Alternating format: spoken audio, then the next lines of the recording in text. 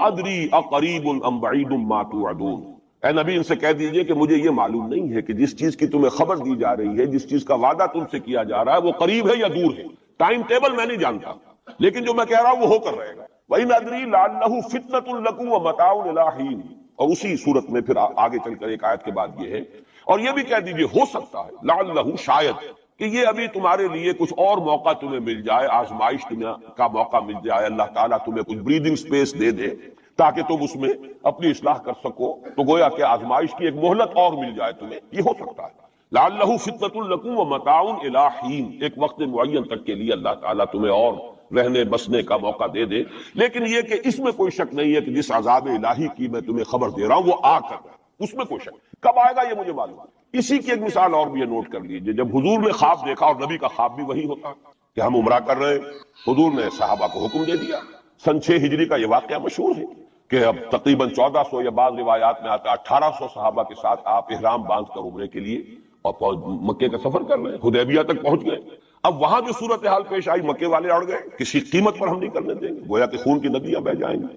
تو وہاں کی صورتحال کو دیکھ کر مصالحت کی حضور نے، صلح کی، صلح حدیبیہ، مشہور صلح حدیبیہ بہت ہی اہم ہے، تاریخ کا، سیرت النبی کا بہت اہم واقعہ ہے۔ اس پر بعض لوگوں کے ذہنوں میں یہ اشکال پیدا ہوا کہ حضور نے تو کہا تھا کہ میں نے خواب دیکھا ہے، اور نبی کا خواب تو وہی ہوتا ہے، اور ہم اس وقت جا رہے ہیں بغیر عمرہ کیے، تو گویا کہ ایک وسوسہ تو آ سکتا ہے، بڑے سے بڑے آدمی کے ذہن میں آ سکتا ہے۔ اور صحابہ کرام تو آ کر حضور سے کہتے بھی تھے کہ حضور بذا اوقات ہمیں اپنے دل میں ایسی باتیں بھی محسوس ہوتی ہیں کہ زبان پر لانے سے ہم زیادہ بہتر سمجھتے ہیں کہ ہمیں زندہ آگ میں جلا دیا جائے، یعنی ایسے وسوسے بھی ہمارے دل میں آ جاتے ہیں، دماغ میں آ جاتے ہیں۔ تو حضور نے فرمایا کیا واقعی تم ایسا محسوس کرتے ہو کہ اس بات کو زبان پر لانے سے بہتر ہے کہ ہمیں زندہ جلا دیا جائے؟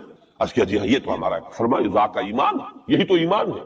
شیطان وسوسہ اندازی کرے گا، لیکن جب تمہارا یہ احساس ہے کہ یہ بات اتنی بری ہے کہ مجھے زندہ جلا دیا جائے، یہ میرے لیے اہون ہے، ہلکا ہے بنسبت اس کے کہ میں اس بات کو زبان پر لاؤں، تو ثبوت ہے کہ ایمان موجود ہے۔ ریئیکٹ کا کون سی شے کر رہی ہے اس کے خلاف جو رد عمل پیدا ہوا وہ ایمان سے ہے نا، تو یہ تو پھر ایمان کا ثبوت ہے، یہ آپ نے اطمینان دینا۔ تو وسوسے بعض صحابہ کے ذہنوں میں یہ بھی پیدا ہوئے، تو حضور نے فرمایا تھا کہ میں نے کہا تھا کہ ہم کریں گے عمرہ، لیکن میں نے یہ کب کہا تھا کہ اسی سال ضرور کریں گے۔ گویا کہ ٹائم ٹیبل میں فرق ہو سکتا ہے، یعنی جہاں تک اللہ کا فرمان ہے اس میں ٹائم ٹیبل کا بھی فرق نہیں ہوا، ناممکن ہے، لیکن نبی کی پیشین گوئیوں میں یا خبروں میں ٹائم ٹیبل کے اندر فرق واقع ہو سکتا ہے کہ اس سال نہیں ہوا، اگلے سال پھر اس کو عمرہ قضا کہتے ہیں۔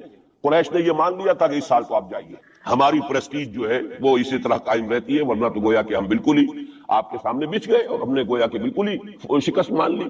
اس سال تو آپ جائیں، اگلے سال آئیے، 3 دن کے لیے ہم مکہ خالی کریں، بالکل ہم چلے جائیں گے پہاڑوں میں، آپ مکے میں رہیں 3 دن اور جس طرح چاہے طواف کریں اور عمرہ کریں۔ بہرحال اگلے سال پھر وہ عمرہ ہوا، اسے عمرہ قضا کہتے۔ یہ بھی میں نے مثال دی ہے کہ ٹائم ٹیبل کا جہاں تک تعلق ہے، حضور کی دی ہوئی پیشین گوئیاں جو ہیں اس کے بارے میں ہم تعین نہیں کر سکتے کہ یہ کب ہوگا، گمان کر سکتے ہیں، اندازہ ہو سکتا ہے، لیکن تعین نہیں۔ جبکہ یہاں یہ ہوا فی بضع سنین، الف لام میم، غلبت الروم فی ادنی الارض وهم من بعد غلبهم سیغلبون فی بضع سنین، چند سالوں کے اندر اندر۔ اب اس پر یہ واقعہ بھی آپ نوٹ کر لیجئے کہ حضرت ابو بکر رضی اللہ تعالی عنہ نے انہی آیات کی بنا پر ایک شرط کر لی ایک کافر سے، مشرکین مکہ کے سرداروں میں سے ایک سے، کہ 3 سال کی شرط انہوں نے لگا دی، کم سے کم مدت جو ہوتی بضع کی 3 سال، کہ 3 سال کے اندر اندر اگر یہ صورتحال تبدیل نہ ہوئی تو میں 100 اونٹ تمہیں دوں گا، اور اگر قرآن کی پیشن گوئی درست ہو گئی تو تم 100 اونٹ مجھے دو گے۔ اور اس وقت تک اس طرح کی شرط لگانا ابھی حرام نہیں ہوا تھا، چونکہ شریعت کے احکام تفصیلی تو آئے نہیں تھے، ابھی تو نہ شراب حرام تھی نہ جوا حرام تھا، تو اس طرح کی شرط لگانا کس طرح کوئی حرام والی بات تو تھی نہیں۔ لیکن حضور نے فرمایا کہ نہیں ابو بکر، یہ تم نے غلط کی، جب بضع کا اطلاق 3 سے 9 تک پر ہوتا ہے تو تم 9 سال کی، تم اونٹوں کی مقدار بڑھا دو، لیکن کہو کہ یہ 9 سال کی جو ہے اس کے اندر اندر یہ معاملہ ہوگا، اس لیے کہ بضع قرآن مجید کا لفظ جو ہے وہ عربی زبان میں کم سے کم اقل مدت 3 برس ہے، لیکن یہ کہ اس کی اکثر مدت 9 برس ہے۔ تو حضرت ابو بکر نے وہ بدلا، اور ٹھیک 9 سال بعد وہ صورتحال پیش آ گئی۔ اور یہ عجیب ہے تاریخ کا واقعہ، ہرقلیس کی یہ جو فتح ہے یہ بھی بڑی ہی معجزانہ تھی۔ وہ جو ڈائریکٹ روٹ تھا جس سے کہ ہمیشہ ان کی جنگیں ہوتی تھی، یعنی اس کے ترکی کے مشرقی علاقے سے آ کر رومی جو ہے پھر میدان جنگ کو اختیار کریں، بحیرہ کیسپین کا راؤنڈ دے کر پہاڑی جو علاقہ ہے اس کے پیچھے سے آ کر اس نے حملہ کیا ہے، اور ایک دم اچانک جو ہے ایرانیوں کو گویا کہ سرپرائز اٹیک کیا ہے۔ لیکن پھر یہ کہ شکست فاش ہوئی ایرانیوں کو، دوبارہ پھر جو ہے وہ یروشلم پر اس کا قبضہ ہو گیا۔ اس نے منت مانی تھی کہ اگر یروشلم دوبارہ فتح ہو جائے ہمارے ہاتھوں تو میں حمص سے لے کر اور یروشلم تک پیدل جاؤں گا اور وہاں جا کر جو ہے شکرانے کی نماز ادا کروں گا. چونکہ وہ پھر سلیب انہیں دوبارہ واپس مل گئی، سلیب کو دوبارہ ریسٹور کرنا تھا اسی جگہ پر جا کر، تو پیدل چل کر یہ آیا. اور تاریخ میں نوٹ کر لیجیے، جب یہ پیدل چل کر آیا تھا اسی وقت، اب زمانہ کافی گزر چکا تھا، تو پھر جو حضور کا نامہ مبارک گیا ہے سن 7 ہجری میں، یہ وہ زمانہ ہے جبکہ یروشلم وہ آیا ہوا تھا.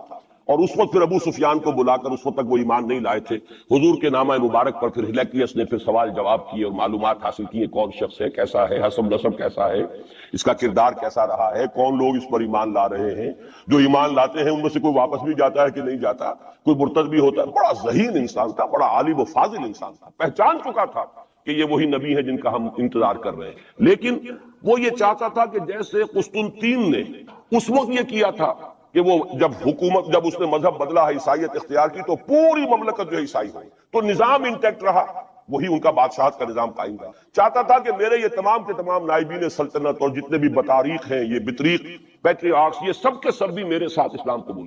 اور سارا یہ اس نے جو سوال جواب کیا تھا ابو سفیان سے، اسی لیے کیا تھا کہ سارے درباری قائل ہوتے چلے جائیں کہ واقعی یہ نبی سے. لیکن اس کی امید کے برعکس ہوا، ری ایکشن بڑا شدید ہوا ان کے وہ پادریوں میں اور ان کے جو پیٹریارکس تھے ان میں، تو پھر وہ بھی محروم رہ گیا.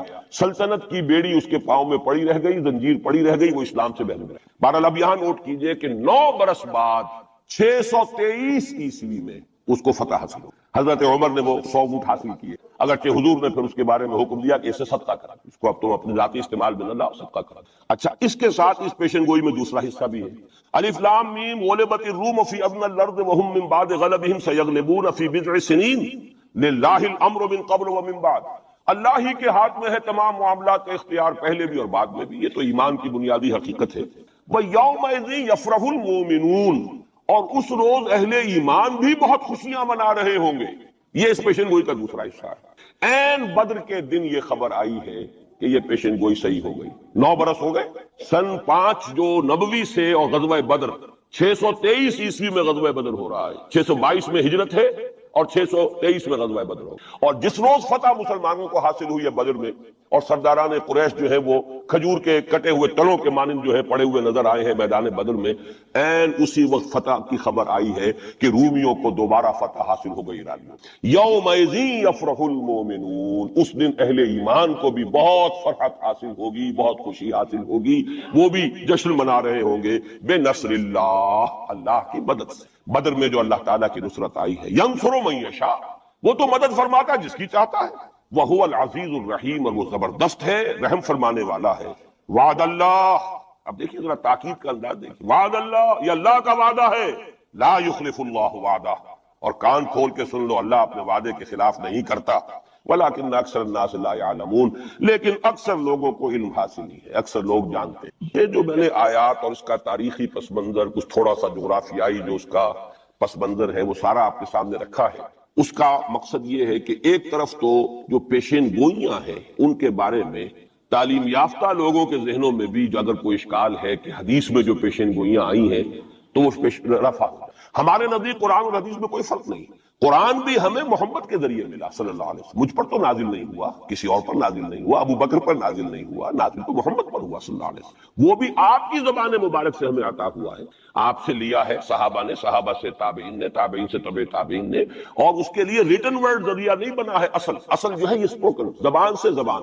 اور اصل شے آج بھی جو ہے وہ قرات ہے قرآن کی. قرات اور قرات کا فن جو ہے یہ ہے اصل اس کے لیے حجت. یہ لکھنے کا معاملہ جو ہے وہ بھی تھا، اس کے بعد حضرت ابو بکر کے زمانے میں اس کو ایک کتاب کی شکل میں بھی جمع کر دیا، پھر حضرت عثمان نے اس کو ایک رسم الخط پر بھی تمام امت کو جمع کر دیا. یہ بھی بڑی قیمتی چیزیں ہیں. لیکن اصل جو ہے میڈیم قرآن مجید کا منتقل ہونا کہ قلب محمد پر نازل کیا جبرائیل نے، انہ نزلہ علی قلبک، پھر لسان محمد سے صلی اللہ علیہ وسلم حاصل ہوا صحابہ کو، پھر صحابہ کی زبانوں سے، پھر یہ تابعین کو، تبع تابعین کو. تو یہ منتقل ہوتا آ رہا ہے. اور ہمارے ہاں جو فن قرات ہے اس میں باقاعدہ سند ہوتی ہے. جیسے فن حدیث میں سند ہے، آپ کس سے پڑھ رہے ہیں، اس نے کس سے پڑھی، اس نے کس سے پڑھی، سند چلے گی. اسی طریقے سے فن قرات میں سند ہے. جو ہمارے ہاں قراء ہوتے ہیں ان کا تعلق جو ہے وہ جڑ جائے گا اسی دور صحابہ کے قراء کے ساتھ. بہرحال اس وقت جو میں عرض کر رہا تھا کہ قرآن اور حدیث میں یہ فرق نہیں ہے، دونوں چیزیں محمد کی ادا کرنا. اور ہمیں معلوم ہے کہ حضور کو وحی صرف قرآن کی شکل میں نہیں ہوئی، وحی خفی بھی ہوئی ہے. بہت سی باتیں اللہ تعالیٰ دل میں ڈالتا تھا. حضور کا خواب بھی وحی ہے، اس اعتبار سے وہ وحی خفی جس کو ہم کہتے ہیں اس پر بھی ہمارا ایمان ہے۔ البتہ فرق کیا ہے، جیسا کہ میں عرض کر چکا، یہ لفظ بلفظ محفوظ ہے، حرف بحرف، بلکہ لفظ بھی بڑی شے ہے، حرف بحرف محفوظ ہے۔ وہاں یہ ہے کہ اس طرح کی حفاظت کا جو ہے وہ دعویٰ نہیں۔ نمبر دو یہ کہ یہاں جو شے ہے وہ اپنے ٹائم ٹیبل کے حوالے سے بھی قطعی ہوگی، وہاں یہ ہے کہ ٹائم ٹیبل کا ہم تعین نہیں کر سکتے، جبکہ قرآن مجید ہی کی 2 آیات آپ کو محکم سنا چکا ہوں۔ ان ادری اقریب ام بعید ما توعدون، نبی کہہ دیجیے مجھے نہیں معلوم جو کچھ تم سے وعدہ کیا جا رہا ہے وہ قریب ہے یا دور ہے۔ وَإِنْ أَدْرِي لَعَلَّهُ فِتْنَةٌ لَكُمْ وَمَتَاعٌ إِلَىٰ حِينٍ، اور میں نہیں جانتا، ہو سکتا ہے کہ ابھی تمہیں اللہ ایک مہلت اور دے دے اور ابھی تمہیں اور رہنے بسنے کا موقع دے دے، تاکہ تمہیں ایک مہلت، ایک آزمائش مزید دے۔ اب جو میں ذرا صرف حوالہ دوں گا، اس وقت تفصیل میں جانے کا موقع نہیں ہے، اس لیے کہ گزشتہ سال اس پہ تفصیل سے کئی جمعوں میں یہاں گفتگو کر چکا ہوں۔ قرب قیامت کی جو پیشین گوئیاں محمد الرسول اللہ صلی اللہ علیہ وسلم نے ہمیں دی ہیں، ان کو نوٹ کر لیجئے کہ وہ 2 قسم کی۔ ایک تو خاص خرق عادت واقعات جو قرب قیامت سے زمانے میں ہوں گے، سورج کا مغرب سے نکلنا اور اسی طرح کی دوسری اور علامات ہیں۔ ایک تو وہ علامات ہیں جن کو ہم کہتے ہیں علامات قیامت، اس میں پوری کتابیں لکھی گئی ہیں، غالباً شاہ رفیع الدین رحمۃ اللہ علیہ دہلوی جو ہے ان کی پوری کتاب اس کے اوپر موجود، اس لیے کہ احادیث میں اس کی بڑی جو واضح نشانیاں ہیں وہ دی گئی۔ ایک یہ ہے کہ قیامت سے متصلاً قریب کے زمانے کے کچھ تاریخی واقعات کا تذکرہ۔ یہ ہے 2 چیزیں کہ جن کو میں نے کافی پچھلے دنوں یہاں بیان کیا ہے، اس وقت میں صرف اس کا حوالہ دینا چاہتا ہوں۔ اور وہ حوالہ کیا ہے؟ پہلی بات یہ ہے کہ احادیث نبویہ سے صراحت کے ساتھ ثابت کہ قیامت سے قبل پورے کرۂ ارضی پر اللہ کا دین اسی طرح غالب ہوگا جیسے کہ حضور کے دست مبارک سے آپ کی اپنی حیات طیبہ کے دوران جزیرہ نما عرب میں غالب ہے۔ یہ قطعی بات۔ حضور نے 5 ادوار گنائے، یہ حدیثیں ہم نے اس کے ٹیکسٹ بھی عام کیے ہیں، ندائے خلافت میں ان کے ٹائٹلز پر شائع کیا ہے تاکہ یاد کریں آپ حضرات ان حدیثوں کو، اس لیے کہ جو حالات اس وقت ہیں اور جو سامنے آنے والے ہیں بہت مایوس کن حالات ہیں، اور مایوس کن حالات میں پھر اگر امید کی کوئی ڈور جو ہے وہ ہاتھ میں رہے تو آدمی کو سنبھالا ملتا رہتا ہے، کہیں نہ کہیں کچھ امید بھی جو ہے کہ دامان خیال یار چھوٹا جائے ہے مجھ سے، وہ امید کا دامن جو ہے ہاتھ سے بالکل ہی نہ چھوٹ جائے تو کوئی نہ کوئی نا امیدی سنبھلنے دے مجھے، نا امیدی کیا قیامت ہے، بڑا پیارا مصرع ہے، سنبھلنے دے مجھے نا امیدی کیا قیامت ہے کہ دامان خیال یار چھوٹا جائے ہے مجھ سے۔ تو نا امیدی بہت بری شے ہے، لا تقنطوا من رحمۃ اللہ۔ اس اعتبار سے جو حالات امیڈیٹلی اس وقت سامنے ہیں اور جو آ رہے ہیں وہ نہایت مایوس کن، نہایت تکلیف دہ، ان میں ضرورت ہے کہ یہ جو ہمارے لیے کچھ امید افزا خبریں اور پیشن گوئیاں ہیں ان کو بڑے پیمانے پر عام کیا تاکہ لوگ جو ہے اس کے حوالے سے اپنے حوصلوں کو، اپنے امنگوں کو، ولولوں کو کچھ برقرار رکھ سکیں اور ان میں کچھ کام کرنے کا جذبہ، اس لیے کہ ایسے لوگ کم ہوتے ہیں اور اللہ تعالیٰ سے دعا کرتا ہوں کہ اللہ تعالیٰ مجھے ان میں شامل کر دے، آپ کو بھی شامل کرے۔ ایک ایسے لوگ ہوتے ہیں کم کہ جو بالکل حالات سے اپنا تعلق منقطع کر کے، مائنس ہے یا پلس ہے اور پازیٹیو ہے یا نیگیٹو ہے، اس سے بالکل منقطع کر کے اپنے احساس فرض کے تحت کام کرنا۔ میرا تو فرض ہے، مجھے کرنا ہے، بات ختم ہو گئی۔ کیا حالات ہیں، کیا امیدیں ہیں، کیا کیلکولیشنز ہیں، کیلکولیٹنگ مائنڈ سے انہیں کوئی سروکار نہیں ہوتا۔ ہمیں اس سے بحث نہیں، کوئی نتیجہ نکل رہا یا نہیں نکل رہا، یا نکل سکتا ہے یا نہیں نکل سکتا، کوئی امید ہے یا نہیں ہے۔ حضرت نوح علیہ السلام 950 برس تک دعوت دیے چلے جا رہے ہیں، کون سی امید تھی؟ آخری وقت تک کوئی امید بن نہیں آئی، کوئی امید تھی نہیں۔ 950 برس کوئی تصور ہم نہیں کر سکتے دعوت دے رہے ہیں، اس لیے کہ فرض ہے، آپ کے ذمہ ہے، آپ کو تو پہنچانا ہے۔ یا ایھا الرسول بلغ ما انزل الیک من ربک فإن لم تفعل فما بلغت رسالہ، اے رسول پہنچاتے رہو جو کچھ کے نازل کیا جا رہا ہے تم پر تمہارے رب کی طرف، تمہیں تو کرنا ہے۔ نتیجہ نکلے نہ نکلے، کو مانے نہ مانے، حالات بہتر ہوں یا اور بدتر ہو، اس سے بالکل لا تعلق۔ اس کو ہندی فلسفے میں ڈیٹیچمنٹ کہتے ہیں۔ اپنے آپ کو ایکشن جو ہے، ایکشن آدمی کر رہا ہے اپنے فرض کے تحت، اپنے آپ کو ڈیٹیچ کر لیجئے اس کے نتیجہ کو اچھا بھی نکلے تو خوشی بھی نہیں ہونی چاہیے، نتیجہ اگر کوئی برا نکلا تو افسوس بھی نہیں ہونا۔ یہ کوئی انتہا ہے، تھیوریٹیکل بات ہے۔ انسانی سطح پر تو یہی ہوگا کہ اچھا نتیجہ نکل رہا ہے تو کچھ نہ کچھ خوشی ہوتی ہے، فرحت ہوتی ہے، اطمینان ہوتا ہے، اور اگر کچھ دوسری صورت ہے تو پھر کچھ نہ کچھ رنج ہوتا ہے، افسوس ہوتا ہے۔ قرآن خود کہتا ہے فَلَعَلَّكَ بَاخِعٌ نَفْسَكَ أَلَّا يَكُونُوا مُؤْمِنِينَ، اے نبی کیا آپ اپنے آپ کو صدمے سے ہلاک کر لیں گے کہ یہ ایمان نہیں لا رہے؟ تو یہ صدمہ ہونا، رنج ہونا، دکھ ہونا، افسوس ہونا، یہ اپنی جگہ پر ہے۔ یا اگر کہیں کوئی کامیابی ہو جائے، حضرت عمر کے ایمان لانے کی خبر آئی تو حضور نے بھی نعرہ تکبیر بلند کیا۔ اب یہ ایک فوری تاثر ہے، ہونا چاہیے۔ آپ کو کسی چیونٹی نے کاٹا ہے کہیں سے تو فوراً ہاتھ آپ کا جو ہے وہ جنبش کھائے گا، یہ ریفلیکس ایکشن ہے، یہ ہوگا۔ لیکن ہندو فلسفی میں تو یہاں تک ہے کہ ڈیٹیچ کر لو اپنے آپ کو اس درجے کہ آپ کا اپنے ایکشن کے ساتھ، action for the sake of action, یا یوں کہیے کہ وہ اپنے مقصد کے تحت جو ہے آپ کام کر رہے ہیں. باقی یہ کہ کیا نتیجہ نکلتا ہے نہیں نکلتا ہے، امید افزا ہے یا مایوس کو بالکل چھوڑ دیں. بہرحال اس کی ضرورت ہے، لیکن ایسے لوگ جیسا کہ میں نے عرض کیا ہوتے کم. اکثریت لوگوں کی ایسی ہوگی کہ کچھ نظر آتا ہو تو کچھ کام کرتے ہیں، کچھ حوصلہ بڑھتا ہے، پھر کچھ اور ہمت جو ہے بنتی ہے. اس حوالے سے میں کہتا ہوں کہ چونکہ جو موجودہ حالات ہیں اور مستقبل قریب میں جو حالات آ رہے ہیں وہ سخت مایوس ہیں، انہی کا بعد میں تذکرہ کروں. لیکن اس وقت جو ہے اگر ہم ان حدیثوں کو سامنے رکھیں گے کہ پہلی بات یہ کہ اس دنیا پر پورے عرضی پر دین کا غلبہ ہو کر رہے گا، دین حق اسی طرح نافذ ہوگا جیسے کہ حضور کے ہاتھوں نافذ ہوا ہے جزیرہ نما. اور یہ جو گلوبل ڈومینیشن ہے اسلام کی، یہ ایک تو اس سے بھی ثابت ہے کہ 3 مرتبہ قرآن میں فرمایا گیا هو الذی ارسل رسولہ بالہدی ودین الحق لیظہرہ علی الدین کلہ. حضور کا مقصد بعثت ایکسکلوسیو شان ہے، یہ صرف آپ کی ہے، کسی اور نبی اور رسول کی نہیں ہے. کہ قرآن کہتا ہے غلبہ دین کے لیے بھیجا، صرف تبلیغ کے لیے نہیں بھیجا. باقی تمام انبیاء صرف تبلیغ کے لیے، تبلیغ، تذکیر، تبشیر، تذکیر، نصیحت، جو بھی کہیں، تعلیم، تزکیہ. لیکن غلبہ دین کا لفظ صرف محمد الرسول اللہ صلی اللہ علیہ وسلم کے بارے میں آیا اور 3 مرتبہ، کسی اور نبی کے لیے 1 مرتبہ بھی. اور دوسری بات یہ بھی قرآن کے محکمات میں سے ہے کہ وَمَا أَرْسَلْنَاكَ إِلَّا كَافَّةً لِلنَّاسِ بَشِيرًا وَنَذِيرًا. ہم نے نہیں بھیجا ہے محمد آپ کو مگر تمام نوع انسانی، پوری نوع انسانی. گویا کہ پورے عالم انسانیت پر غلبہ دین ہوگا تو بعثت محمدی کی تکمیل ہوگی. پورے عالم جب بھیجا گیا پورے عالم انسانی کے لیے، اس اعتبار سے بھی صغرا کبرا جوڑیے تو اس کا نتیجہ نکلتا ہے. باقی یہ کہ حضور نے وضاحت کے ساتھ وہ احادیث جو ہیں جیسے میں نے عرض کیا، میں نے بارہا آپ کو سنائی ہے. حضور نے 5 دور گنوائے: دور نبوت، دور خلافت علی منہاج النبوہ، حدیث کا ٹیکسٹ میں بیان نہیں کر رہا وقت کی کمی کی وجہ سے. پھر دور ایسی ملوکیت کا جو کٹ کھنی ہوگی، ظالم، کاٹ کھانے والی. پھر دور ایسی ملوکیت کا جو جبری ہوگی. یہ میرے نزدیک جو غلامی کا دور ہمارا گزر چکا ہے اور ابھی ہے، پارشلی ختم ہوا، پارشلی باقی. براہ راست جو ہے ویسٹرن امپیریلسٹ پاورز جو ہیں وہ یہاں سے چلی گئی ہیں، ان کی فوجیں اب موجود نہیں ہیں ہمارے ہاں. لیکن یہ کہ ان کی تہذیب، ان کا تمدن، ان کا فکر، ان کے نظریات، ان کے فلسفے، ان کی سوچ، ان کا طرز بود و باش، انہی کا لباس، انہی کی صفت، یہ سب کچھ موجود ہے. اور ٹیکنالوجی میں، علم میں اور معاشیات میں ہم بالکل بھکاریوں کی طرح ان کے سامنے ہاتھ پھیلانے پر. تو وہ ختم نہیں ہوا چوتھا دور، بلکہ در حقیقت یہ کہ انٹرم پیریڈ ہے چوتھے اور 5ویں کے درمیان. اور 5واں آپ نے فرمایا ثم تکون خلافت علی منہاج النبوہ، پھر 5واں دور آئے گا خلافت علی منہاج النبوہ. اور اس وقت گویا کہ پوری جو یہ عالم انسانیت ہے یہ اس چوتھے اور 5ویں دور کے درمیان میں ہے. یہ ایک درمیان کا عرصہ ہے، نو مینز لینڈ کہہ لیجئے اس کو، یا یہ کہ برزخی یہ دور ہے. وہ جو دور تھا امپیریلزم کا، مغربی امپیریلزم، غیر مسلموں کی ہم پر حکومت، ملکن جبرین، اور وہ خلافت علی منہاج النبوہ. پھر وہ 2 حدیثیں حضرت ثوبان رضی اللہ تعالی عنہ سے جو کہ مسلم شریف میں مروی ہے کہ مجھے اللہ تعالیٰ نے ساری زمین سکیڑ کر دکھا دی، یہاں تک کہ میں نے اس کے سارے مشرق دیکھ لیے، سارے مغرب دیکھ. وَإِنَّ أُمَّتِي سَيَبْلُغُ مُلْكُهَا مَا زُوِيَ لِي مِنْهَا، اور سن لو کہ میری امت کی حکومت ان تمام علاقوں پر قائم ہو کر رہے گی جو مجھے سکیڑ کر دکھا دیے. اب اس کے بعد مجھے تو کوئی شک ہے نہیں، صحیح ہند میں سے ہے روایت، صحیح مسلم. بعض حضرات کے نزدیک تو صحیح مسلم کا درجہ صحیح بخاری سے بھی بلند ہے، لیکن یہ کہ اکثر و بیشتر جو ہے ٹاپ پر صحیح ہیں جنہیں ہم کہتے ہیں صحیح بخاری، صحیح مسلم، یہ حدیث کے مجموعے میں سب سے اوپر ہے. اچھا، دوسری حدیث حضرت مقداد ابن اسود سے، لا يبقى على الارض بیت وبر ولا مدر الا ادخل اللہ فیہ کلمۃ الاسلام.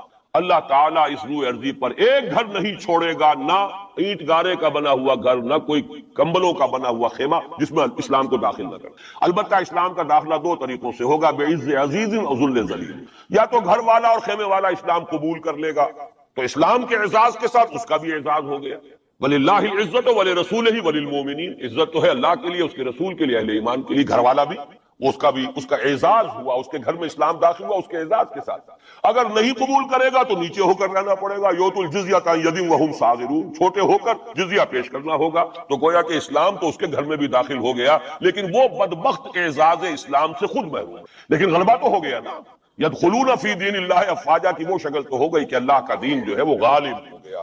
اطاعت تو انہیں کرنی پڑے گی، اسلام کی بالادستی قبول کرنی ہو. رہے ہندو، رہے سکھ، رہے پارسی، رہے عیسائی، رہے پرسنل لاء میں ان کی جان، مال، عزت، آبرو کی حفاظت کا ذمہ بھی لیا جائے گا. ان کے عقائد کو بھی زبردستی نہیں بدلوایا جائے گا.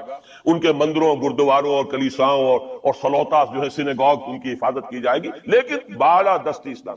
یہ ہے مسند احمد ابن حنبل کی روایت ہے حضرت مقداد ابن اسود. تو پہلی بات تو یہ ہے کہ یہ یقین، کم سے کم مجھے تو اس کا یقین حاصل ہے الحمدللہ، اور میں چاہتا ہوں کہ ہر شخص، ہر مسلمان کے دل میں یقین پیدا. لیکن اس سے پہلے ایک اور دور ہے، وہ دور ہے کہ جس کو ہمارے اس زمانے میں آ کر دو طبقوں نے اس کے بارے میں اتنی غلط فہمیاں پیدا کی ہیں، اور اکثر ہمارے پڑھے لکھے بزوں میں خیش راسخ العقیدہ مسلمانوں کے اندر بھی دلوں میں نقب لگی ہوئی، سمجھتے ہیں کہ ہم تو قادیانی نہیں ہیں، سمجھتے ہیں کہ ہم تو منکر حدیث نہیں ہیں، لیکن ان حدیثوں پر ان کا یقین نہیں، حالانکہ یہ بخاری شریف کی روایات ہے، حالانکہ یہ مسلم شریف کی روایات ہے کہ اس سے پہلے ایک دور آنا ہے مسلمانوں پر سخت عذاب کا دور، اور یہ عذاب جو ہے شدید ترین عذاب، اس کی جو سب سے اہم شخصیت ہے المسیح الدجال، یہودیوں کے ہاتھوں آئے گا، اور یہودیوں میں ایک شخص پیدا ہوگا، کھڑا ہوگا جو مسیح ہونے کا دعویٰ کرے گا، المسیح الدجال، دجال کہتے ہیں فریبی کو، دجل فریب کو کہتے ہیں، جو فریب سے اپنے آپ کو مسیح کہلوائے گا کہ میں مسیح ہوں۔ اس کی وجہ کیا ہے کہ یہودیوں کے ہاں یہ روایت موجود تھی کہ ہمارا ایک سیویئر آئے گا، ہمارا ایک نجات دہندہ آئے گا جو ہمیں پھر دنیا کے اندر غلبہ دلوائے گا، اور ہماری جو پرومسڈ لینڈ ہے وہ پوری کی پوری ہمیں دلوا دے گا۔ وہ جو گریٹر اسرائیل کا نقشہ انہوں نے بنا رکھا ہے، یہ ان کی پرومسڈ لینڈ ہے، خوابوں کی سرزمین۔ اچھا، وہ تو حضرت مسیح آئے تھے علیہ الصلوۃ والسلام، وہ تو آ گئے، انہوں نے مانا نہیں۔ جب مانا نہیں، انہیں تو مرتد قرار دیا، جادوگر قرار دیا، بازیگر قرار دیا، واجب القتل قرار دیا، اور اپنے بس پڑتے تو سولی پر چڑھائی دیا۔ وہ تو اللہ نے جو کیا وہ ایک علیحدہ مسئلہ ہے۔ اب وہ جگہ تو خالی ہے، جو آپ کہتے ہیں نا کہ کوئی ویکینسی ہے موجود، پوزیشن از ویکنٹ، ابھی وہ منتظر ہے ایک مسیحا کے کہ ہمارا اصل مسیح آنے والا ہے۔ وہ ان کا کوئی لیڈر کھڑا ہوگا جو اس دعوے کے ساتھ کھڑا ہوگا کہ اب میں اس مہم کو شروع کرتا ہوں کہ جس سے وہ جو گریٹر اسرائیل ہے، پوری عظیم تر اسرائیل وجود میں لاؤں گا۔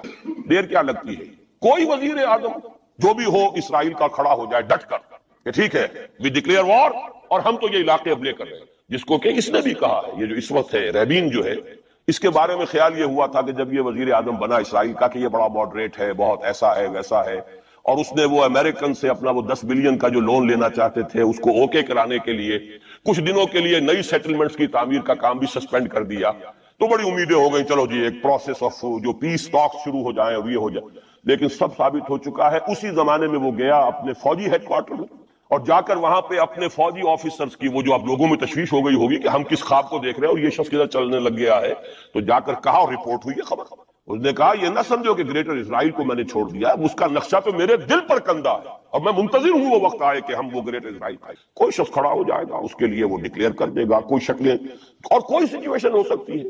اور اس اعتبار سے نوٹ کیجئے کہ یہ بابری مسجد کی شہادت کے بارے میں یہ صحیح بات کہی جا رہی ہے کہ یہ در حقیقت ایک فیلر ہے، ہنود اور یہود کے جو گٹھ جوڑ ہے۔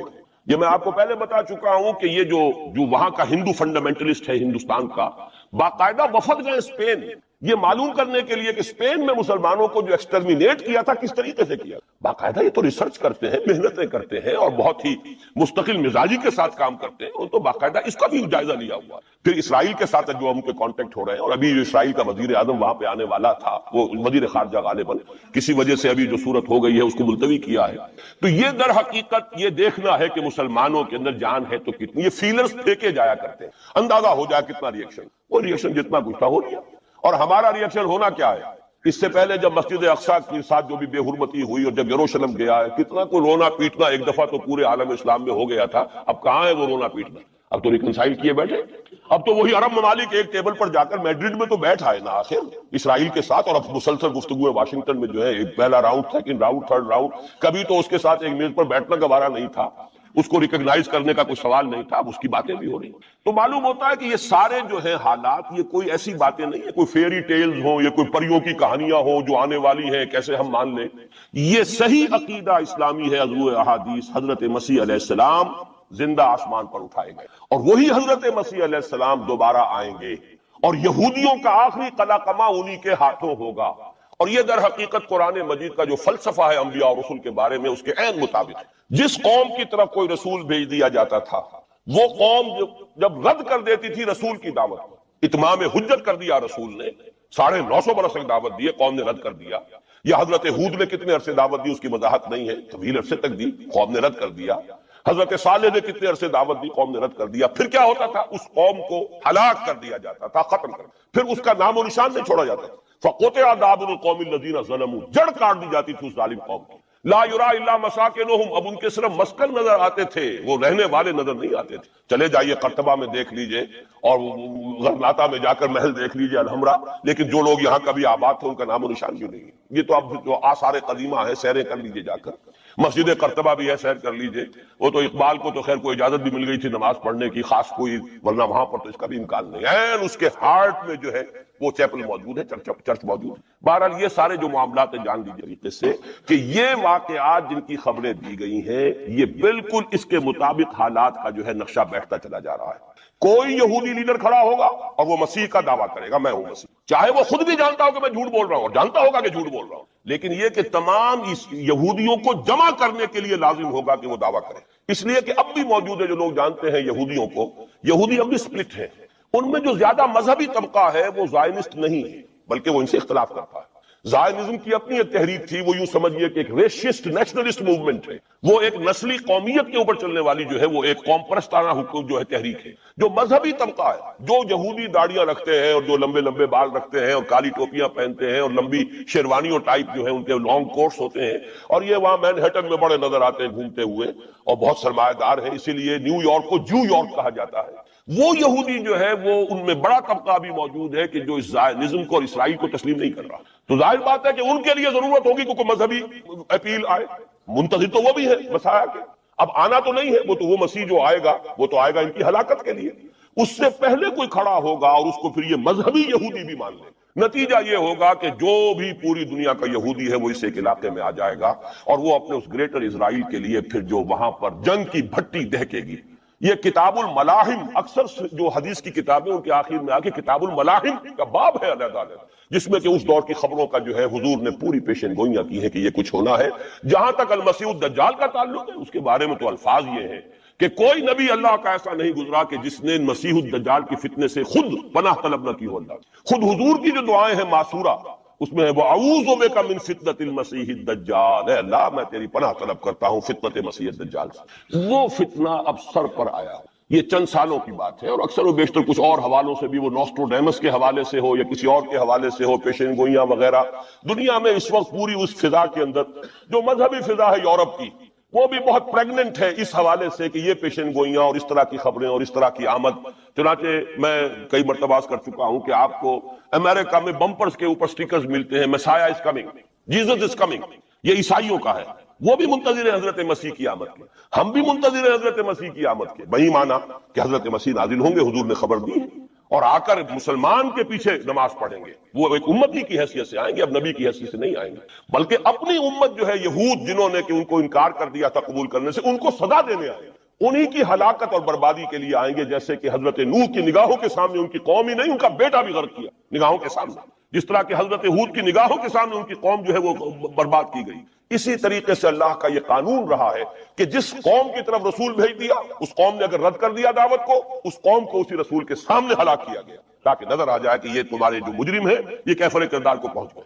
یہ ہے معاملہ کہ جو یہودیوں کے ساتھ بعد میں پیش آنا ہے. اس کے بعد تو پھر وہ اسلام کے غلبے کا دور آ جائے گا، لیکن اس سے پہلے مسلمانوں پر شدید ترین عذاب کا دور آ رہا ہے.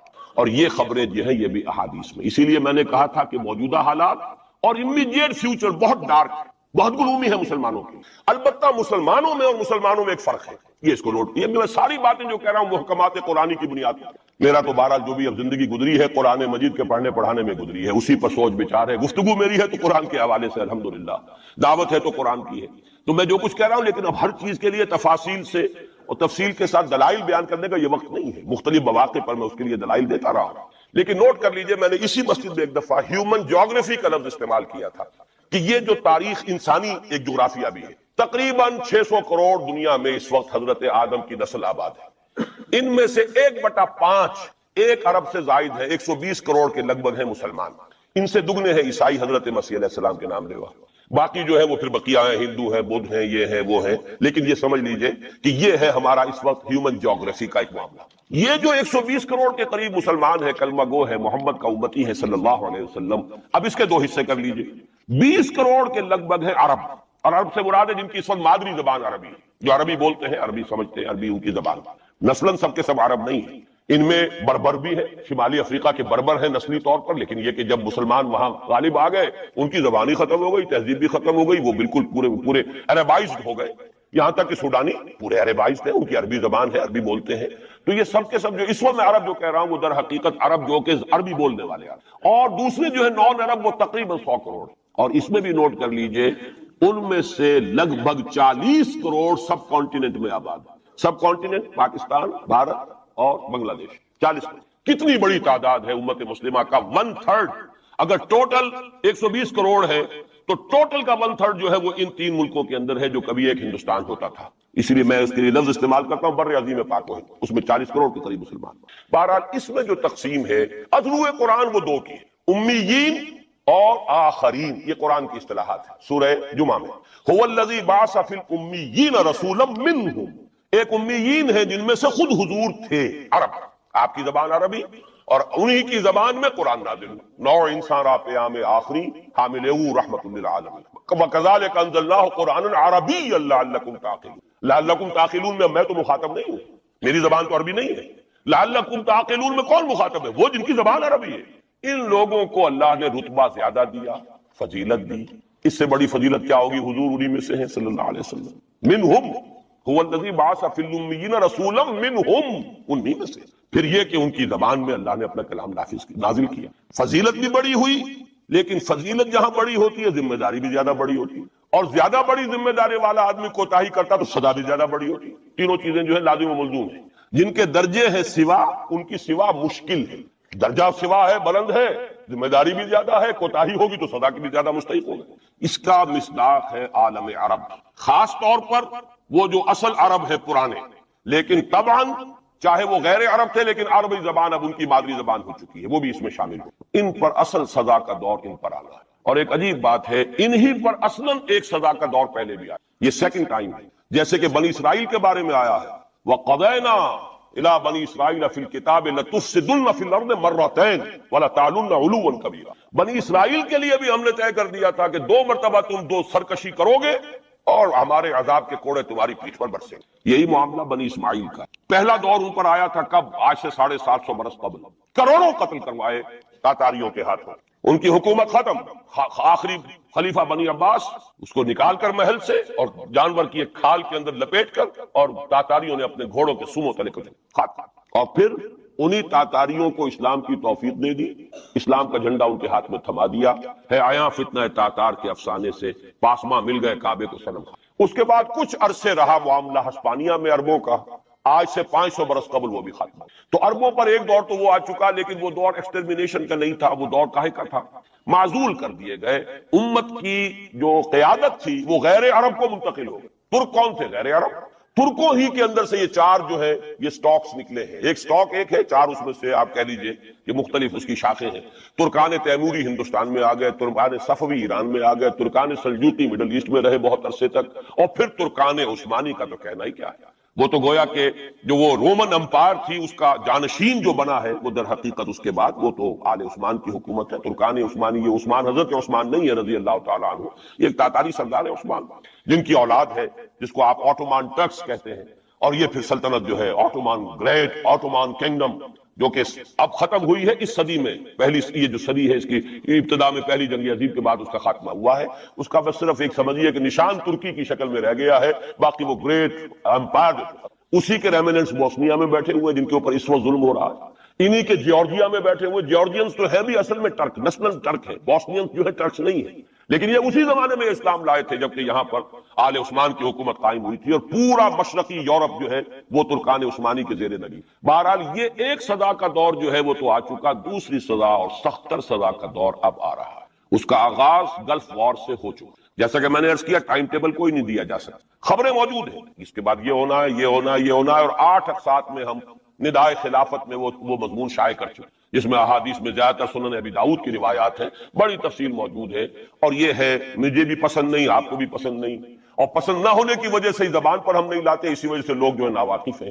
یہ سارے ممالک حدیث میں موجود ہے کہ مسلمانوں کے ہاتھوں سے نکل جائیں گے، جنہیں یہودی گریٹر اسرائیل میں شامل کرتے ہیں۔ شام سارا، عراق سارا، مصر کا ڈیلٹا جتنا علاقہ زرخیز ہے اس کا جو بھی اچھا علاقہ ہے سارا، شمالی حجاز کا علاقہ سارا، یہاں تک کہ حدیث میں تو آتا ہے کہ مدینے کے دروازوں تک پہنچ جائیں گے، لیکن مدینے میں داخل نہیں ہو سکیں گے، اللہ تعالیٰ خصوصی حفاظت فرمائے گا۔ لیکن یہ کہ مدینے کے دروازے، اب مدینے سے اوپر کتنا حجاز کا علاقہ ہے، عرب کا، سعودی عرب، ترکی کا بھی مشرقی علاقہ جو ہے یہ سارا موجود ہے احادیث کے اندر موجود۔ تو یہ بڑی تلخ بھٹی آنے والی ہے۔ لیکن دوسری بات جو میں عرض کرتا رہا ہوں، اب اس کے حوالے سے آئیے اس روح عرضی پر، اچھا یہ بات بھی صاحب نے رکھ لیجئے، یہ کیوں ہے سزا؟ سزا اس لیے ہے کہ ہم نے اسلام سے بے وفائی کی، سیدھی بات ہے۔ اللہ کو تو نہ ہم سے کوئی دشمنی ہے نہ ہمارے دشمنوں سے کوئی اس کی دوستی ہے، معاذ اللہ ثم معاذ اللہ۔ اس کی دوستی کہاں، کفار سے کہاں ہوگی؟ نبوکدنضر کے ہاتھوں بنی اسرائیل کو پٹوایا تھا اگر، تو کیا نبوکدنضر سے دوستی تھی اللہ کی؟ اور کیا اسرائیلیوں سے اور یہودیوں سے کوئی دشمنی تھی؟ ان کو تو غرہ یہ تھا کہ نحن ابناء اللہ واحباؤہ، ہم تو اللہ کے بیٹوں کے مانند ہیں، ہمیں تو آگ بھی نہیں چھو سکتی۔ لن تمسنا النار الا ایاما معدودات، آئے گی بھی تو چند دن کے لیے چھوئے گی، ہمیں فوراً نکال لے گا اللہ۔ ہم تو اس کے بیٹوں کے مانند ہیں، چہیتے ہیں، ابراہیم کی نسل سے، ہم سب محمد کی نسل سے نہیں ہیں صلی اللہ علیہ وسلم۔ وہ تو صرف سادات جو بھی ہیں، سچے سادات ہیں یا بنے ہوئے سادات ہیں، وہی دعویٰ کر سکتے ہیں نا کہ وہ حضور کی نسل، اور وہ بھی نسل کیا ہے، حضور کی تو نہیں ہے، وہ تو حضرت علی کی نسل ہے۔ نسل بیٹی سے تو چلتی نہیں ہے، وہ تو بیٹے سے چلتی ہے۔ حضور صلی اللہ علیہ وسلم کی اصل نسل جو ہے وہ تو اللہ تعالیٰ نے چلائی نہیں، وہ تو حضرت ابراہیم کا بھی انتقال ہوا ہے، اور اس کی اپنی جگہ پر ایک حکمت ہے، وہ اس وقت میرا موضوع نہیں ہے۔ تو ہم تو نسل نہیں ہے محمد کی صلی اللہ علیہ وسلم، کم سے کم میں تو نہیں ہوں اسی، لیکن وہ یہودی تو کہتے ہیں ہم ابراہیم کی نسل ہیں سب کے سب، تو انہیں تو یہ غرہ ہونا جو ہے یعنی معلوم ہوتا ہے کہ وزن ہے ان کی بات میں۔ نحن ابناء اللہ واحباؤہ، وہ ابراہیم جسے خلیل اللہ قرار دے رہا ہے اللہ تعالیٰ، میرا خلیل ہے، واتخذ اللہ ابراہیم خلیلا، جسے امام الناس قرار دے رہا ہے، انی جاعلک للناس اماما، جو ابو الانبیاء ہے، جس کی نسل میں سینکڑوں نبی آ گئے، جب ہم اس کی اولاد ہیں تو اللہ کے ہاں ہمارے ساتھ تو پریفرنشل ٹریٹمنٹ ہوگا۔ یہ ان کو غرہ تھا، یہی ہمیں۔ لیکن جان لیجئے جب انہیں پٹوایا، جب قرآن مجید نے کہا فَلِمَ يُعَذِّبُكُم بِذُنُوبِكُم، ایسا ہی تمہارا غرہ ہے، تم اللہ کے چہیتے ہو تو اللہ تمہیں کیوں سزائیں دیتا رہا ہے؟ نبوکدنضر سے کیوں پٹوایا، رومن سے کیوں پٹوایا، اس صدی میں جرمنوں سے کیوں پٹوایا، لاکھوں کی تعداد کے اندر۔ معلوم ہوا کہ اللہ کا معاملہ جس قوم سے بھی ہے، کووننٹ ہے، وہ میثاق ہے ہمارا اللہ کے ساتھ، میثاق قرآن ہے ہمارا، ان کا میثاق تورات تھی، پکڑو اس کو، خذوا ما آتیناکم بقوۃ، پکڑو اس کو مضبوطی کے ساتھ جو ہم نے تمہیں دیا ہے۔ اگر اس سے بے وفائی کرو گے تو ہم سے کوئی تعلق نہیں، بلکہ تم مجرم ہوگے اصل۔ باقی لوگوں کے پاس تو کتاب ہے نہیں، شریعت ہے نہیں، دین ہے نہیں، ان کو تو پہنچانا تمہارے ذمہ تھا، تم تو ان کو کیا پہنچاتے، خود اس سے بے وفائی کر بیٹھے ہو، لہذا ساری دنیا کی گمراہی کی ذمہ داری بھی تمہارے کندھوں پر ہے۔ یہ ہے وہ جرم جس کی بنا پر سزا ملے گی، سزا کے مستحق ہیں ہم، اور ہم میں سب سے بڑھ کر عرب ہیں جن کی مادری زبان عربی ہے، جن کو صرف نحو پڑھنے کی ضرورت نہیں قرآن سمجھنے کے لیے، وہ تو از دل خیزت بر دل ریزت، براہ راست کمیونیکیشن قرآن سے ہو رہی ہے۔ وہ بے وفائی کریں تو ظاہر بات ہے مہا مجرم وہ ہے، لیکن پھر غیر عرب مسلمانوں میں اس وقت روئے ارضی پر سب سے بڑی مجرم قوم 10 کروڑ مغربی پاکستانی، یہ میں ڈنکے کی چوٹ کہہ رہا ہوں اور بہت عرصے سے کہہ رہا ہوں، اس لیے کہ ہم وہ لوگ ہیں کہ جنہوں نے اسلام کے نام پر ملک بنایا، کوئی ملک دوسرا دنیا میں اس وقت اسلام کے نام پر نہیں۔ ہم وہ لوگ ہیں، پاکستان بنانے کے لیے لاکھوں جانیں مسلمانوں کی کلمہ گوؤں کی گئیں اور ہزاروں عصمتیں لوٹی، اور نہ معلوم کتنی مسلمان لڑکیاں اور عورتیں جو ہے رہ گئیں پھر بھی ہمیشہ ہی سکھوں کے پاس، اور وہ آئی نہیں۔ فرمایا قد خلت من قبلکم سنن، دیکھو مسلمانوں تم سے پہلے بھی بہت سی مثالیں گزر چکی ہیں۔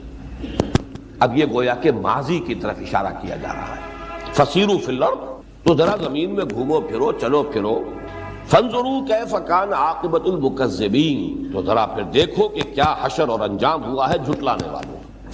تعویل خاص میں یہاں مراد ہیں وہ لوگ، وہ قومیں کہ جنہوں نے رسولوں کی دعوت کی تکذیب کی، قوم عاد، قوم سمود، جزیرہ نما عرب ہی میں یہ قومیں آباد تھی۔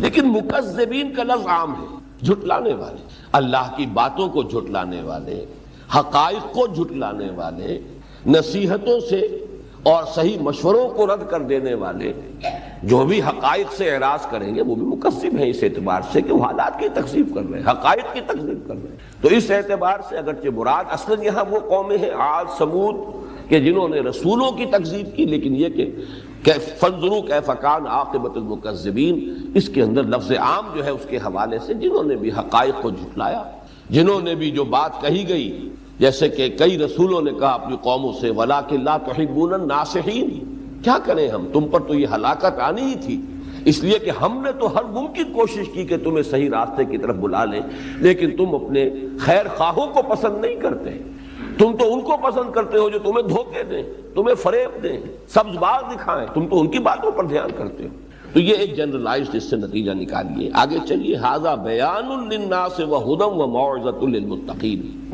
یہ جو ہے قرآن مجید اور یہ خاص آیات جو اس وقت تمہیں سنائی جا رہی ہیں، یہ لوگوں کے لیے وضاحت ہے، لوگوں کے لیے بیان ہے، تبیین ہے، اور یہ کہ موعظہ ہے، نصیحت ہے، لیکن یہ کہ ہدایت ہے، رہنمائی ہے، کس کے لیے؟ للمتقین، اس سے فائدہ وہی اٹھائیں گے جن کے دلوں میں کچھ نہ کچھ خوف خدا ہوگا، کچھ آخرت کی باس پرس کا احساس ہو، ورنہ چکنے گھڑوں کی طریقے سے بات پڑے گی اتر جائے گی، یا جو ضد پر اور ہٹ پر اڑ گئے ہیں ان پر تو اس کا کوئی اثر نہیں ہوگا، جنہوں نے تعصب کے کان جو پٹیاں اپنے کانوں پر باندھ لی ہیں ان پر کوئی اثر نہیں ہوگا، جو تکبر کی وجہ سے اعراض کر رہے ہیں ان پر کوئی اثر نہیں ہوگا۔ تو ھذا بیان للناس وہدی وموعظۃ للمتقین۔ اس کے بعد وہ آیت آئی ولا تہنوا ولا تحزنوا وانتم الاعلون ان کنتم مؤمنین، اور دیکھو گھبراؤ نہیں، غم زدہ نہ ہو، غمگین نہ ہو، دل برداشتہ نہ ہو، مایوس نہ ہو، بد دل نہ ہو، ہمارا پختہ وعدہ ہے تم ہی سربلند رہو گے، تم ہی کو کامیابی حاصل ہوگی بشرطے کہ تم مومن ہوئے۔ یہاں ذرا غور کرنا ہوگا یہ کن سے خطاب ہو رہا ہے؟ کیا ابو بکر سے کہا جا رہا ہے؟ کیا ان کے ایمان میں کوئی شک و شبہ تھا؟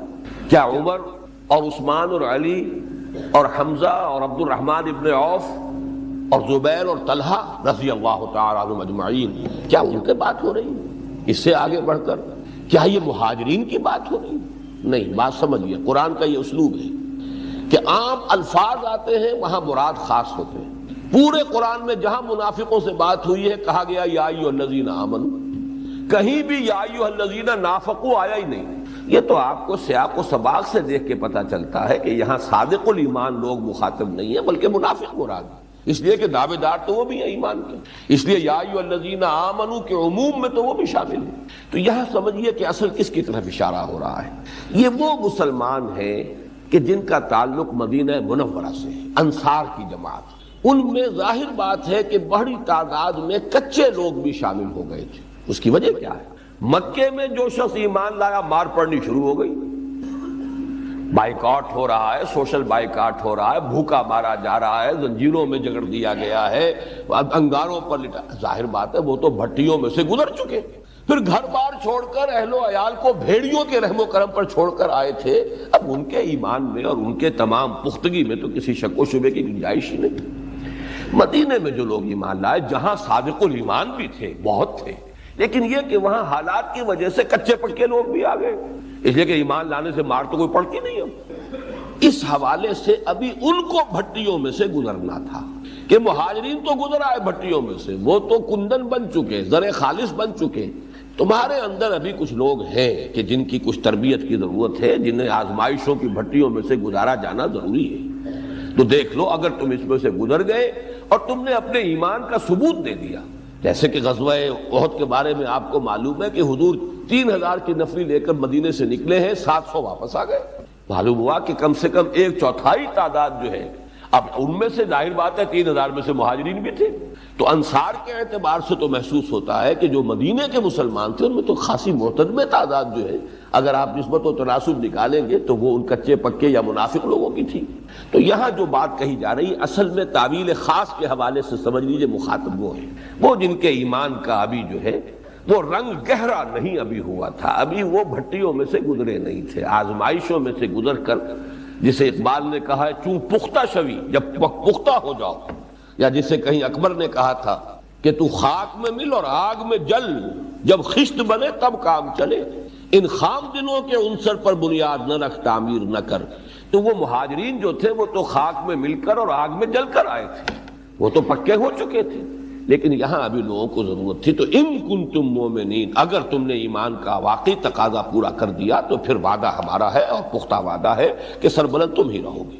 اس کے بعد ایک خاص پس منظر میں فرمایا ان یمسسکم قرح فقد مس القوم قرح مثلہ، بھئی اتنے بددل کیوں ہو رہے ہو؟ تمہارے جو دشمن ہیں مشرکین مکہ، اگر آج تمہیں کوئی چوٹ لگی ہے، کوئی زخم لگا ہے تو انہیں بھی تو لگ چکا 1 سال پہلے، 13 مہینے پہلے ان کے 70 جو ہے کھیت نہیں رہے تھے میدان جنگ میں، بدر میں ان کے 70 مارے گئے، بڑے بڑے سردار مارے گئے، تو یہ تو در حقیقت وہی آج تم پر بھی آ گئی ہے۔ تو انہیں دیکھو ذرا، وہ اتنی بڑی مار کھا کر بھی 1 سال کے اندر اندر دوبارہ آ گئے کمر ہمت کس کے حملہ آور ہو کر، اور تم جو ہے جی چھوڑ رہے ہو، حالانکہ ان کا تو اللہ پر ایمان نہیں، آخرت پر ایمان نہیں، تمہارا اللہ پر ایمان ہے، آخرت پر یقین ہے، تو تمہیں تو کسی درجے میں بھی کوئی بدلی نہیں ہونی چاہیے، اس لیے کہ تمہارا تو معیار ہی یہ ہونا چاہیے کہ کامیابی اصل میں یہ ہے کہ ایمان پر موت آ جائے، اور سب سے بڑی کامیابی شہادت کی موت ہے۔ تو اگر تم میں سے 70 شہید ہو گئے تو وہ تو کامیاب ہو گئے، اس کو ناکامی کیوں سمجھ رہے ہو؟ انہوں دیکھو کہ وہ لوگ نہ آخرت کا یقین ہے، نہ انہیں اللہ کی طرف سے اجر و ثواب کا یقین ہے، ان سے عبرت پکڑو کہ وہ تو تم پر حملہ آور ہو گئے آ کر، پہلے بدر میں جنگ ہوئی تھی، یہاں آ کر ہیں مدینے پر آ کر حملہ آور ہو۔ تو ان یمسسکم قرح فقد مس القوم قرح مثلہ وتلک الایام نداولھا بین الناس۔ اب یہ ہے وہ فلسفہ ابتلاء اور آزمائش کا، یہ دن ہے جنہیں ہم بدلتے عدلتے رہتے ہیں لوگوں کے مابین، کبھی فتح کبھی شکست، کبھی اونچ کبھی نیچ۔ یہ فتح ہی فتح ہوتی رہے تو کچے پکے رلے ملے رہ جائیں گے، کبھی آزمائش بھی آنی چاہیے تاکہ معلوم ہو جائے کون پختہ ہے اور کون خام ہے، تمیز کیسے ہوگی، دودھ کا دودھ پانی کا پانی کیسے جدا ہوگا۔ تلک الایام نداولھا بین الناس وَلِيَعْلَمَ اللَّهُ الَّذِينَ آمَنُوا مِنْكُمْ وَيَتَّخِذَ مِنْكُمْ شُهَدَاءَ۔ یہ اس لیے ہے کہ اللہ دیکھ لے کون تم میں سے واقعی صاحب ایمان ہے اور تم میں سے کچھ کو اپنے گواہ بنا لے، شہادت کا درجہ دے دے، یہ تو اونچا درجہ ہے۔ وَاللَّهُ لَا يُحِبُّ الظَّالِمِينَ، یہ نہ سمجھنا کہ انہیں اگر فتح ہو گئی اور تمہیں چرکا لگ گیا تو اللہ کو پسند ہے وہ مشرک، نہیں، اللہ کو ظالم تو پسند نہیں ہے، مشرک پسند نہیں ہے، کافر پسند نہیں ہے، پسند تم ہی ہو، تم سے ہی محبت ہے، لیکن یہ کہ بہرحال تمہاری بہتری مقصود ہے کہ تمہاری صفوں میں کچے پکے جو ہیں وہ ذرا علیحدہ علیحدہ ہو جائیں، تاکہ یہ کہ اور اس سے بڑے مراحل آنے ہیں، سختر مراحل آنے ہیں، اور بھی ابھی عشق کے امتحان اور بھی ہیں، لہذا ایسا نہ ہو کہ اس سے بھی کسی زیادہ بڑے کریٹیکل مومنٹ پر، اس سے بھی زیادہ کسی نازک مرحلے میں آ کر جو ہے ایسے لوگوں کی کمزوری جو ہے وہ فیصلہ کن ثابت ہو جائے، تو یہ چھانٹی ہونی ضروری ہے۔ بڑا پیارا لفظ آ رہا ہے آگے، وَلِيُمَحِّصَ اللَّهُ الَّذِينَ آمَنُوا، اللہ خالص کر لینا چاہتا ہے اہل ایمان کو۔ یہ تمہیز کے لفظ کو سمجھیے، اس سے مراد کیا ہے؟ آپ اردو میں ایک لفظ بولتے ہیں جو کتابی اردو ہے، بول چال کی تو ایسی نہیں ہے، وہ بحث و تمہیز۔ لفظی معنی کیا؟ بحث کے معنی ہوتے ہیں کریدنا۔ آپ نے دیکھا ہوگا کہ اب مرغی جو ہے وہ ٹھوکے مار مار کے زمین میں اس کو زمین کو کریدتی ہے کہ کوئی شے ہے کہ نہیں، پھر جو نکلتا ہے اس کو علیحدہ علیحدہ کرتی، کھانے کی کوئی شے ہے تو کھائے گی نا، کنکر تو نہیں کھائے گی وہ۔ تو بحث و تمہیز یہ ہے کہ بحث کے معنی کھود کرید کرنا، اور تمہیز جو ہے علیحدہ علیحدہ کر دینا، ممیز کر دینا۔ تو اللہ ممیز کر لینا چاہتا ہے۔ وَلِيُمَحِّصَ الَّذِينَ آمَنُوا، اللہ چاہتا ہے کہ اہل ایمان کو علیحدہ کر لے، بالکل جو ہے وہ گڑمڑ نہ رہے ان کے ساتھ جو منافق ہیں اور کچے پکے لوگ ہیں۔ وَيَمْحَقَ الْكَافِرِينَ، اب جب یہ علیحدہ ہو جائے گا معاملہ تو پھر کافروں کو وہ تباہ کرے گا، ورنہ کافر تمہارے اندر ہی گڑبڑ رہیں گے تو ظاہر بات ہے کہ پھر تو وہ اس طرح کا عمومی عذاب اگر آیا تو ان کافروں کے ساتھ اہل ایمان بھی اس چکی میں پس جائیں گے، جیسے کہ فرمایا گیا سورہ فتح کے اندر کہ اس وقت بھی ہم تمہیں یعنی یوں سمجھیے کہ جب صلح حدیبیہ ہوئی ہے مسلمانوں ہم تمہیں فتح دے چکے تھے، فتح ہو گئی تھی تمہاری، لیکن ہم نے جنگ سے ہاتھ روک لیے تمہارے اور کفار کے، اس لیے کہ مکے کے اندر کچھ ایسے لوگ بھی تھے کہ جو مومن تھے، مرد تھے، عورتیں تھی، بوڑھے تھے، اور وہ ہجرت نہیں کر سکے تھے۔ اس وقت اگر کہیں یہ بھٹی دہک جاتی اور تم جو ہے ان کو بھی پیس دیتے کفار کے ساتھ، تو اللہ نے ان کی وجہ سے ابھی ہاتھ روک لیا، تمہارے ہاتھ روک لیے، ان کے بھی ہاتھ روک لیے۔ اس کے بعد آئی ہے وہ کانٹے والی آیت جو ہے قرآن مجید کی، کہ جو ایک ہی مضمون پر قرآن مجید میں یہ 4 آیتیں آئی۔ ام حسبتم ان تدخلوا الجنہ، کیا تم نے یہ سمجھا تھا کہ جنت میں داخل ہو جاؤ گے؟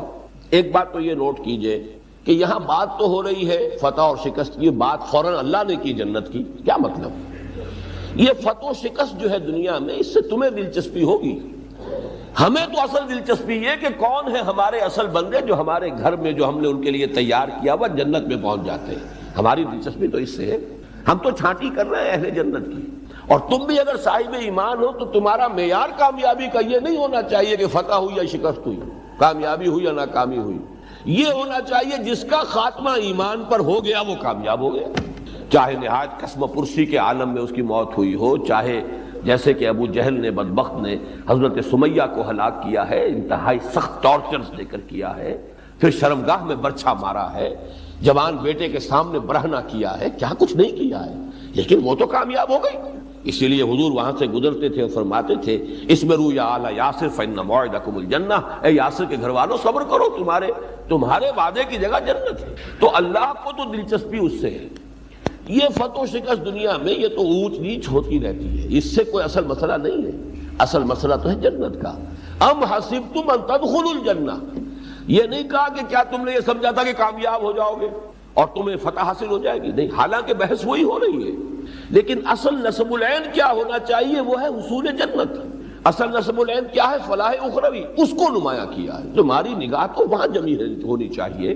ام حسبتم ان تدخلوا الجنۃ ولما یعلم اللہ الذین جاہدوا منکم ویعلم الصابرین، ابھی تو اللہ نے دیکھا ہی نہیں تم میں سے کہ جو واقعتاً جہاد کرنے والے ہیں، اور ابھی تو اللہ نے دیکھا ہی نہیں کہ کون ہے تم میں سے جو صبر کرنے والے ہیں۔ اب دیکھیے یہاں بھی اطلاق مہاجرین پر نہیں ہو سکتا، ان کا ایمان، ان کا صبر تو پورا کا پورا وہ امتحانات پاس کیے ہوئے ہیں، وہ تو یوں سمجھیے کہ آخری درجے میں جس کو کہا جائے فرسٹ ڈویژن سے آگے ڈسٹنکشن میں کامیاب ہو چکے۔ لیکن یہ کہ مراد کون ہے یہاں پر؟ اگرچہ الفاظ عام ہیں، اصل میں مراد ہے وہ لوگ جو مدینے میں ایمان لائے، اور خاص طور پر ان میں سے جن میں ابھی کچھ کچائی ہے۔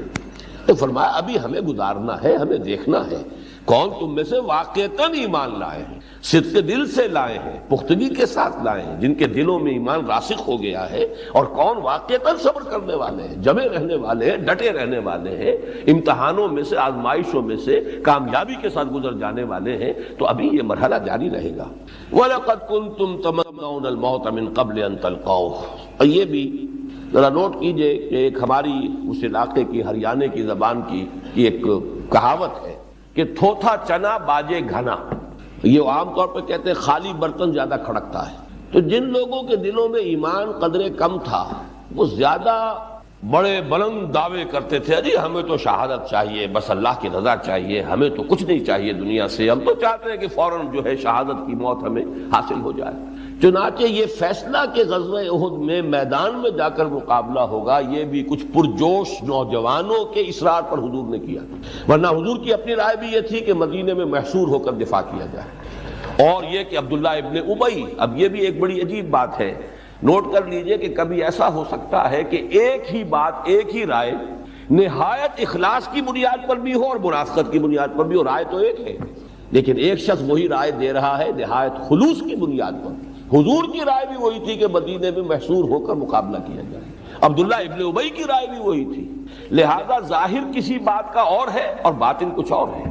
اسی کو کہا جاتا ہے، حضرت علی رضی اللہ تعالی عنہ نے خوارج کا جو کلمہ تھا اس پر یہی کہا تھا، کلمۃ حق ارید بہ الباطل، جو کچھ یہ کہہ رہے ہیں ان الحکم الا للہ، یہ تو کلمہ حق ہے، اس کا کون انکار کرے گا کہ اللہ کے سوا کسی کے لیے حکم نہیں، فیصلے کا اختیار نہیں، حاکمیت نہیں، لیکن یہ جو کہہ رہے ہیں کلمۃ حق، بات حق کہہ رہے ہیں، ارید بہ الباطل، لیکن اس سے جو ان کا مقصود ہے وہ باطل ہے، بات صحیح نہیں ہے۔ تو بہرحال یہ کلمہ جو ہے اس اعتبار سے حضور کی طرف سے بھی رائے آئی اور وہ حق تھا، عبداللہ ابن ابی کی بھی رائے تھی، لیکن کچھ جوشیلے مسلمان نوجوان، خاص طور پر جو غزوہ بدر کے بعد ہی ایمان لائے تھے، اور ان کے ایمان لانے میں یہ بات بھی شامل ہو سکتی ہے کہ تو فتح ہی فتح ہے، اب تو ڈنکا بج گیا پورے عرب میں، روب قائم ہو گیا، لہذا اب تو چلو شامل ہو جاؤ، جوائن دی بینڈ ویگن، اب شریک ہو جاؤ، اس میں سے گاڑی چل پڑی۔ تو اب یہ وہ لوگ ہیں کہ جنہوں نے بڑی شہادت کی، ہماری تو آرزو شہادت کی ہے، ان پر ایک طرح کا طنز کیا جا رہا ہے۔ وَلَقَدْ كُنْتُمْ تَمَنَّوْنَ الْمَوْتَ مِنْ قَبْلِ أَنْ تَلْقَوْهُ، تم بڑی تمنائیں آرزویں کر رہے تھے موت کی اس سے پہلے کہ تم نے اسے دیکھا ہو۔ موت بہرحال موت کی آرزو کرنے کی اجازت نہیں ہے، شہادت اور شے ہے، شہادت کی موت ہو، لیکن موت کی آرزو آپ نہیں کر سکتے کہ زندگی جو ہے جلدی ختم ہو جائے۔ لہذا اس حوالے سے وَلَقَدْ تَمَنَّوْنَ كُنْتُمْ تَمَنَّوْنَ الْمَوْتَ مِنْ قَبْلِ أَنْ تَلْقَوْهُ، اب تم نے دیکھ لیا، فَقَدْ رَأَيْتُمُوهُ وَأَنْتُمْ تَنْظُرُونَ، تم نے اب آنکھوں میں آنکھیں ڈال کر دیکھا ہے نا موت کے موت کیا شے ہے۔ تو یہ ایک طرح کا طنز ہے ان لوگوں پر۔ تو پس منظر میں وہی سمجھیے کہ وہ لوگ ہیں کہ جو ابھی وہ کچے پکے قسم کے، پکے نہیں کچے لوگ تھے، وہی ہیں کہ جن کی طرف یہ روح سفر ہے۔ بہرحال اب ان آیات کے بعد آئیے ان کے حوالے سے جو مجھے باتیں عرض کرنی ہیں۔ پہلی بات تو یہ ہے کہ جو صورت سامنے آئی ہے اس وقت اس انتخابات کے نتیجے میں، کون جیتا کون ہارا اس کو چھوڑیے، اس پر تو میں پچھلے جمعے میں کچھ مفصل گفتگو کر بھی چکا ہوں، اور یہ کہ وہ آج وہ آ گیا ہے تازہ اس کا شمارہ ندائے خلافت کا، اس میں میری وہ پچھلی جمعے کی تقریر تقریباً ساری چھپ گئی ہے۔ البتہ یہ کہ نوائے وقت میں جو شروع ہوا ہے تو مجھے محسوس ہوا ہے، سرسری طور پر میں نے ابھی دیکھا ہے کہ شاید کچھ حصے مجھے پسند نہیں آئے تو انہوں نے حذف کیے، لیکن یہ کہ ندائے خلافت میں وہ یوں کی تو منو انشائع ہوئی۔ پہلی بات تو یہ سمجھیے کہ یہ کیفیت جو سامنے آئی ہے کم سے کم میرے لیے اور جو بھی میرے قریبی رفقا ہیں جو میری سوچ میرے فکر سے واقف ہیں ان کے لیے ہرگز غیر متوقع نہیں تھی، اس لیے کہ ہم نے یہ بات، میں جو بات بلکہ ہم کی بجائے اب لفظ میں استعمال کر رہا ہوں، میرا یہ تجزیہ ٹھیک 1 سال پہلے شائع ہو چکا ہے۔ 14-15 ستمبر کے نوائے وقت میں میرا مضمون شائع ہوا، جس میں یہ جملہ بھی موجود تھا کہ مستقبل قریب میں پاکستان سطحی مذہبیت کا لبادہ اتار کر عریاں سیکولرزم کی راہ اختیار کر لے گا۔ ہماری مذہبیت جو بھی تھی وہ سطحی سی تھی، اوپر کی ٹیپ ٹاپ تھی، کوئی اس کی بنیاد حقیقی بنیاد نہیں تھی، لیکن یہ کہ چل رہا تھا، کچھ نہ کچھ نعرہ تھا اسلام کا، کچھ نہ کچھ یہی حصے شاید نکالے بھی گئے ہیں نوائے وقت کے مضمون میں سے، کہ میں نے کہا تھا کہ تحریک پاکستان میں بھی اسلام کا نعرہ ہی نعرہ تھا، حقیقت کہاں تھی؟ حقیقت ہوتی تو وہ حقیقت نظر آنی چاہیے تھی قیادت کے اندر۔ قیادت میں تو اسلام، وہ پریکٹسنگ مسلم تو نہیں تھے وہ لوگ، اور علماء جو تھے جو بھی تھے، چاہے وہ شبیر احمد عثمانی ہو رحمۃ اللہ علیہ، چاہے ظفر احمد عثمانی ہو رحمۃ اللہ علیہ، چاہے بڑے بڑے پیر ہو، پیر جماعت علی شاہ ہو رحمۃ اللہ علیہ، پیر ماکی شریف ہو رحمۃ اللہ علیہ، یہ سب معاونین تھے، قائدین نہیں تھے۔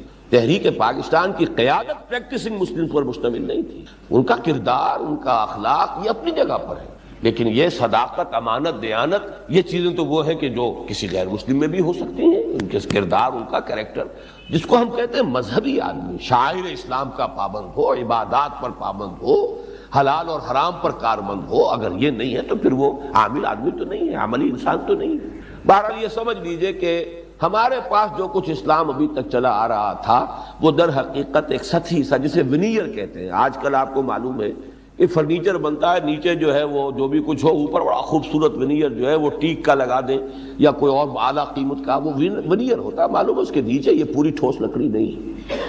تو یہ بہرحال میں نے تجزیہ لکھا تھا جو 2 مضامین شائع ہوئے تھے، اور اسی میں ایک بات میں نے اور بھی عرض کی تھی کہ مذہبی جماعتیں جو ہمارے ہاں ہیں، مذہبی اور دینی جماعتیں جو اس سیاست میں ملوث رہی ہیں اور جنہوں نے اپنی ساری توانائیاں اس میں گنوائی ہیں، خرچ کی ہیں یا گنوائی ہیں، انہوں نے ایک کریڈٹ لیا تھا جو میں بھی مانتا ہوں کہ ہاں ان کا کریڈٹ تھا، اور یہ کہ انہوں نے یہ کہا تھا کہ ہم چاہے یہاں اسلام نافذ نہیں کرا سکے لیکن ہم نے سیکولرزم کے قدم بھی یہاں جمنے نہیں دیے۔ یہ میں سمجھتا ہوں کہ کہنے کا انہیں حق حاصل ہے کہ جو بھی کچھ انہوں نے کیا اس کے نتیجے میں ضرور یہ تھا کہ سیکولرزم بھی اپنے جڑیں یہاں پر جو ہے بالفعل جما نہیں سکا، لیکن یہ کہ میرا تجزیہ یہ تھا کہ اب یہ کریڈٹ بھی ختم ہو جائے گا۔ اب یہ ملک جو ہے، جو حالات نظر آ رہے ہیں وہ یہ ہے کہ کھلم کھلا سیکولرزم کی طرف جائے گا۔ تو اس اعتبار سے تو یہ بالکل میرے تجزیے کے مطابق ہے، جو میں نے بات کہی تھی اس کے عین مطابق ہے، تو مجھے اس پر کوئی صدمہ نہیں ہونا چاہیے، لیکن ہوا ہے۔ وہ کیوں ہوا ہے اس کا آپ تجزیہ سمجھ لیجئے۔ کسی شے کو علمی طور پر جاننا اور ہے اور آنکھوں سے دیکھنا اور ہے۔ ابھی میں نے آیت آپ کو سنائی، تم موت کی بڑی آرزو کر رہے تھے لیکن اب اپنی آنکھوں سے دیکھ لیا نا موت کو، تو بڑا فرق ہے موت کو دیکھے بغیر اس کے بارے میں گفتگو کرنا اور موت کو آنکھوں سے دیکھنا۔ وَلَقَدْ رَأَيْتُمُوهُ وَأَنْتُمْ تَنظُرُونَ، ذرا انداز دیکھیے، اسلوب دیکھیے، اب دیکھ لیا نا تم نے موت